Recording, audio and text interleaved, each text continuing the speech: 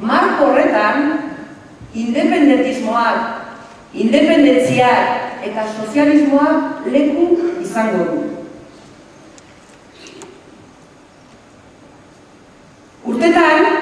Urtetan, eragile politiko, eragile sozial danak, eta Estatu Espainola ere bai,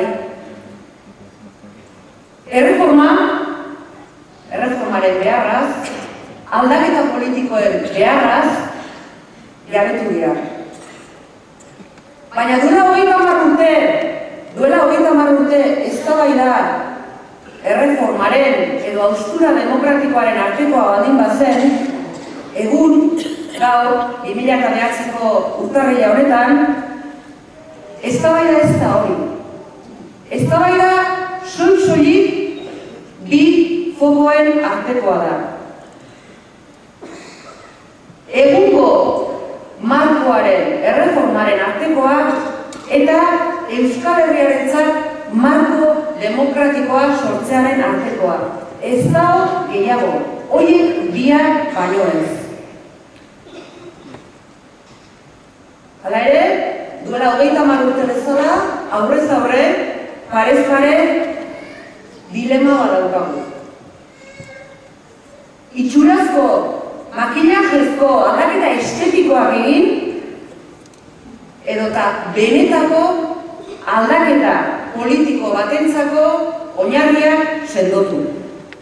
Hau da, bake eta demokrazia eszenatoki baterako oinarriak sendotzea eta sortzea. Honan iritsi gara, Kursaalen gaude gaur, pasagea hainbat geltokitatik, Lizarra Garaziko geltokitik, pasa ginen Loiolako geltokitik, eta ezin dugu, Euskal Herriari ezin diogu, ez da belaunaldi berriei ere, gure ondoren datozenei, gure umei eta aukera hau pasatzen utzi. Kursaaleran iritsi gaurtaz, ezin diogu PNV-ri laga, ezin diogu PNV-re utzi,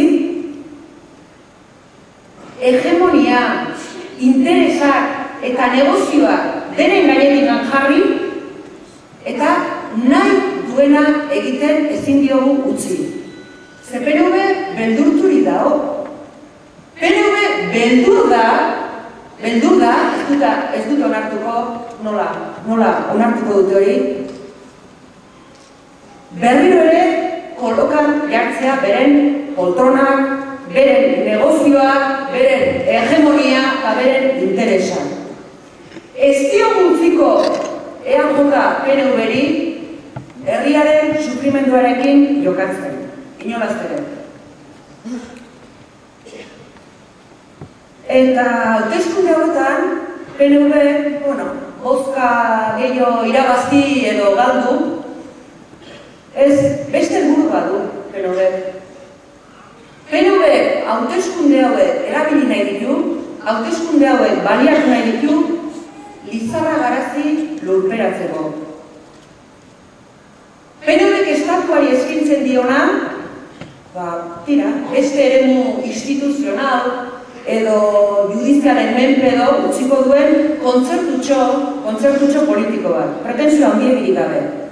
Horrela, topauko dituzte, gehiengo egonkorrak, eskat itxura aldaketa, marko estetikoa eta piskatola aldatu, baina bermaditzagun, xosak eta instituzioa, bion artean, bai? Azken finean hori baita PNV-ren beldurra. Boterearen urte gehiegitan dagoeneko izan duen botere hori galtzearen beldurra.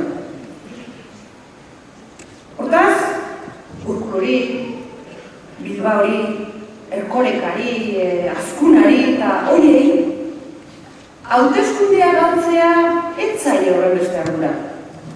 Baldin eta Lizarra lurperatzen den, baldin eta Ibarretxe definitiboki amortizaturik geratzen den, eta lortzen baldin baituzte saieskako, zeharkako akordioa. Egonkorrak izan daitezenak, hurrengo legealdiraino.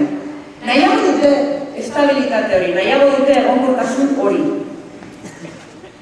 Ze azken finean, abenturen aldera postua egitea baino, hau da, konsultak eta ez. Hoi txikikeriak dira. Gu berriz,